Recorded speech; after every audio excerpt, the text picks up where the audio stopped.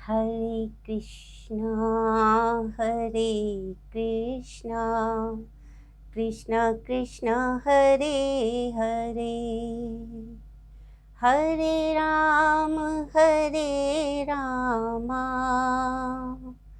राम राम हरे हरे, हरे कृष्ण कृष्णा कृष्णा हरे हरे, हरे राम राम राम हरे हरे। हरे कृष्णा हरे कृष्णा। मेरे साथ इस भगवत भक्ति पर चलने वाले आप सभी का बहुत बहुत स्वागत करती हूँ, अभिनंदन करती हूँ। आज सुबह श्रीमद् भागवत जी को पढ़ते हुए सप्तम अध्याय सप्तम स्कंध पर जब पहुंची तो ऐसा लगा कि प्रभु श्री कृष्ण स्वयं प्रेरित कर रहे हैं कि ये जो ज्ञान गंगा है ये हम तक कैसे पहुंचे, और उसी प्रेरणा के स्वरूप उन्होंने मेरे सामने भक्त प्रहलाद का एक विषय रखा। सप्तम स्कंध में सप्तम अध्याय में हम सब जानते हैं कि प्रहलाद अपने जो अन्य असुर बालक हैं उनको भी भगवान कृष्ण की ओर ले जाना चाहते हैं। उन्होंने ये ज्ञान अपनी माँ के गर्भ में महर्षि नारद जी से ही सीखा था। अब ये जो देव ऋषि थे इन्होंने जिस प्रकार से उपदेश किया तो महाराज प्रहलाद भी उसी रंग में रंग गए। हरे कृष्णा। अब उन्होंने क्या सोचा? उन्होंने सोचा कि मैं अकेला ही क्यों जाऊं, जो मेरे साथ आना चाहता है उसको प्रेरित करूं। भगवान कृष्ण भी कहते हैं यज्ञ से होता है। यज्ञ अर्थात योजना, यज्ञ अर्थात जुड़ना, यज्ञ अर्थात संगठन। और जब सब जुड़ जाते हैं, सब भक्त जनों का संग होता है, एक दूसरे से जुड़ते हैं और फिर संकीर्तन करते हैं, तो फिर जो आनंद आता है वो हम सब जानते हैं। वो झूम कर वही सब कीर्तन करना, हरे कृष्णा कृष्ण कृष्णा हरे हरे, हरे रामा राम रामा हरे हरे, हरे कृष्णा। तो ये जब हम संघ में गाते हैं, ये संकीर्तन जो करते हैं वो प्रभु की ओर ले जाता है। तो यहाँ पर वो आसुरी बालकों को क्या बताना चाहते हैं, क्योंकि बड़े प्रश्न हैं हमारे पास, प्रश्न बहुत हैं हमारे पास। वो क्या है, वो क्या कहते हैं? उन्होंने एक श्लोक रखती हूँ आपके सामने। न अलम द्विजत्वम देव ऋषित्वम प्रीणनाय मुकुंदस्य नवृत्तम न बहुज्ञता, और न दानम न तपो न इज्जा न चयम न व्रतानि च, न शौचम न व्रतानि च, न दानम न तपो न इज्जा न शौचम न व्रतानि च, प्रीयते अमलया भक्त्या हरि अन्यद विडंबना। बहुत सुंदर बात कही उन्होंने कहा कि हम सब जो हैं, हम सब इतनी सारी विषयों में उलझे हुए हैं, हमें समझ नहीं आता कि अब हम तो ब्राह्मण है नहीं। तो उन्होंने कहा कि नहीं, वो उपदेश क्या कर रहे हैं, वो कह रहे हैं न द्विजत न अलम, मैंने पर्याप्त नहीं है, द्विजत्वम यानी कि ब्राह्मण है ये पर्याप्त नहीं है, देवत्वम देवता भी हो तो पर्याप्त नहीं है, ऋषित्वम ऋषि भी बन जाए तो पर्याप्त नहीं है, प्रीणनाय मुकुंदस्य उस भगवान श्री कृष्ण को प्रसन्न करने के लिए ब्राह्मण होना, देव होना, ऋषि होना पर्याप्त नहीं है, न वृत्तम यानी कि अगर हम सदाचार कर रहे हैं वो भी पर्याप्त नहीं है, और सबसे इम्पोर्टेंट न बहुज्ञता। बहुज्ञता यानी कि कोई बहुत ऐसा आवश्यक नहीं है कि बहुत ज्ञानी हो जाए, है ना। वो ग्वाल बालाएं वो यूं ही संकीर्तन करते करते भगवान को प्राप्त हो गई। कहाँ ज्ञान पूछा किसी ने, कहाँ पूछा ब्राह्मण है कि नहीं, कहाँ पूछा उन्होंने कोई यज्ञ किया है कि नहीं, वो देवता है कि नहीं, वो ऋषि है कि नहीं, कुछ नहीं, केवल प्रेम, केवल प्रेम। और एक हमारे कृष्ण ही हैं जो केवल प्रेम से प्रसन्न होते हैं। हरे कृष्णा। अब और क्या है, मेरे पास देने को कुछ है नहीं, क्या दान दूं, न दानम। उन्होंने कहा जरूरत नहीं है ना दान की, ना तपो, करना ही नहीं आता, तब होता ही नहीं हमसे कुछ भी, तो तप भी जरूरत नहीं है, न इज्जा, यज्ञ कैसे करते हैं, क्या विधि होती है, क्या विधान होता है, क्या सामग्री होती है, नहीं मालूम। तो इसलिए उन्होंने कहा जरूरत भी नहीं है, जरूरत ही नहीं है, ना यज्ञम ना इज्जम न शौचम। अब क्योंकि असुर बालकों को दे रहे हैं तो वहाँ पर शुचिता कितनी रहती होगी, शारीरिक कितनी रहती होगी, मानसिक कितनी रहती होगी, पता नहीं, सब जानते। और कहीं ना कहीं हम सब भी असुर ही हैं, है ना। क्योंकि जब भक्ति के सुर में सुर नहीं मिला तो समझ लीजिए, जब तक भक्ति के सुर में सुर नहीं मिला, समझ लीजिए कि हम सब भी असुर ही हैं। तो अब क्या करें, शौच की यानी कि शारीरिक मानसिक जैसे भी हैं नहीं है, उससे भी नहीं, न व्रतानिच कोई व्रत अनुष्ठान भी नहीं, कोई व्रत नहीं करते हैं, ठीक है। कैसे, प्रीयते अमलया भक्त्या, क्या से फिर प्राप्त होते हैं, बड़े सरल शब्दों में उन्होंने कहा प्रीयते यानी वो तो ऐसे ही प्रसन्न हो जाते हैं, किससे, अमल भक्ति के द्वारा। अमल भक्ति का अर्थ है निष्काम भाव के द्वारा।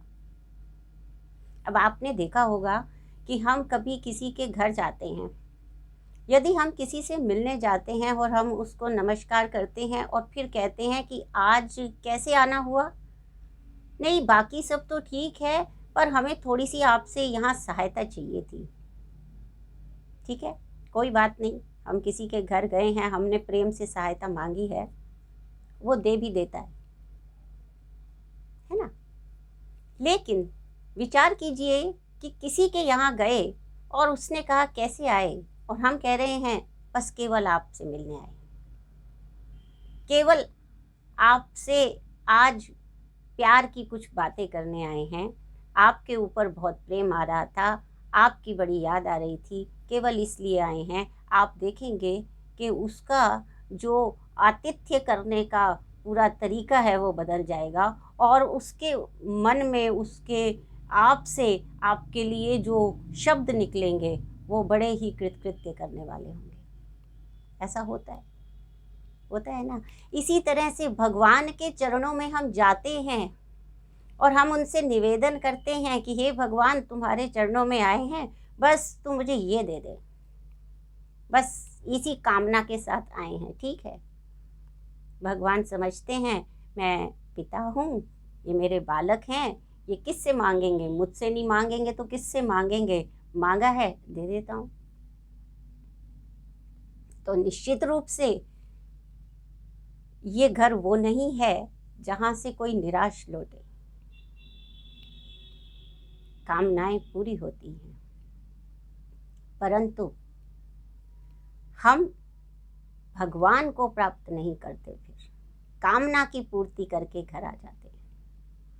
तो इसीलिए हरि अन्यद विडंबनम, उन्होंने कहा कि बाकी सारे विडंबनाएं हैं, बाकी सारे प्रपंच हैं कि हमने जो है, हम ब्राह्मण हैं, हम ऋषि हैं, हम देव हैं, हमने इतना दान दिया, इतना तप किया, ये व्रत किया, अनुष्ठान किया, बहुत कुछ जो कुछ भी मेरे पास था सब कर लिया, भगवान नहीं मिले।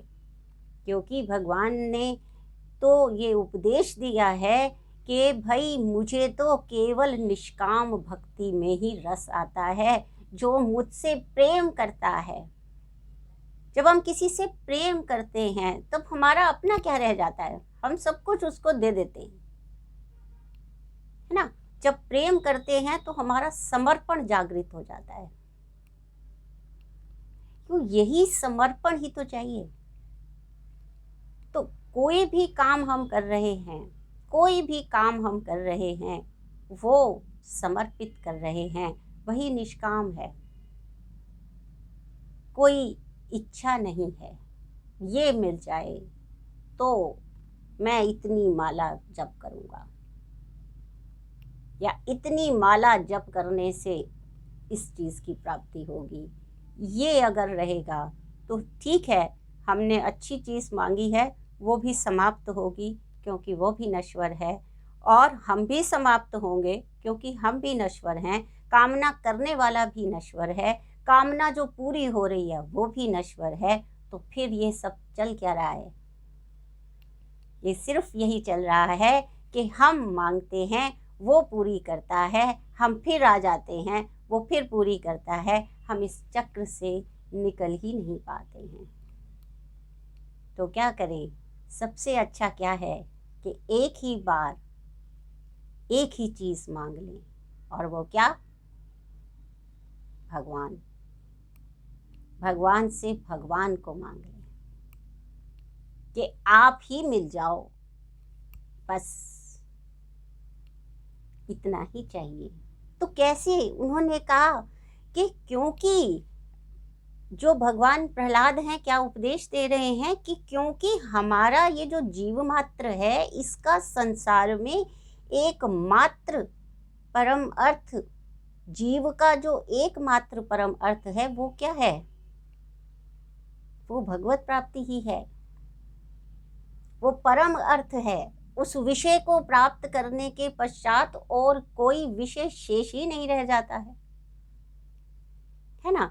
तो इसलिए वो परम अर्थ है। तो कैसे करें, क्या करें? तो उन्होंने कहा कि इसका लक्षण क्या है, कैसे जो है वो इस अनन्य भक्ति को प्राप्त हो जाएं, हम क्या करें ऐसा प्राप्त हो जाएं। पहले तो उन्होंने बता दिया कि भाई ये सब करने की ज़रूरत नहीं है, केवल निष्काम प्रेम से आ जाइए। फिर भी वो कहते हैं कि क्या करें, तो वो उन्होंने फिर एक सुंदर श्लोक है, मैं बताती हूँ। एता वानेव लोके अस्मिन् पुंसः स्वार्थः परः स्मृतः एकांत भक्ति गोविंदे यत् सर्वत्र तदीक्षणम्। हरे कृष्ण। अर्थात एतावानेव लोके, ये पूरे संसार में अस्मिन् पुंसः स्वार्थः परस्मृतः, ये जो जीव है इसका जो परम स्वार्थ है, जो परम अर्थ है, जिसे प्राप्त करने के लिए हम इस संसार में आए हैं, वो क्या है?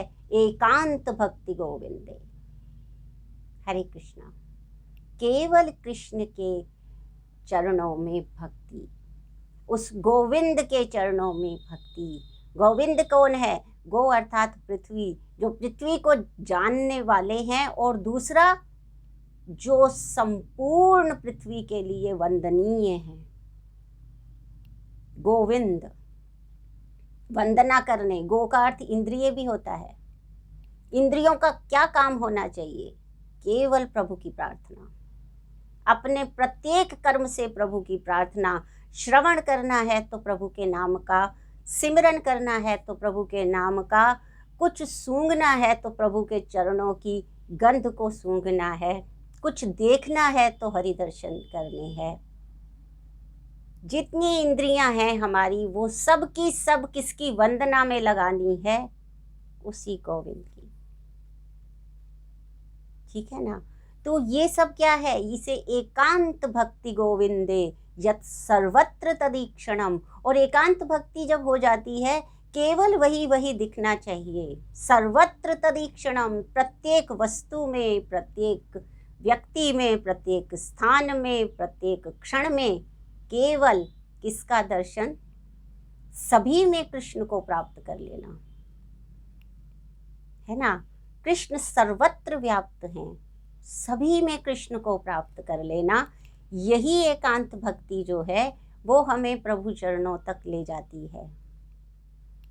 तो आप विचार कीजिए कि जब जो महाराज प्रहलाद हैं वो आसुर बालकों को ऐसी शिक्षा प्रदान करते हुए यह विश्वास रखते हैं कि वो भी भगवान कृष्ण के चरणों में ज़रूर आ जाएंगे और उनके अंदर भी भक्ति का संचार हो जाएगा, तो मैं आप सबसे पूछना चाहती हूँ, क्या हम लोग प्रयास नहीं कर सकते?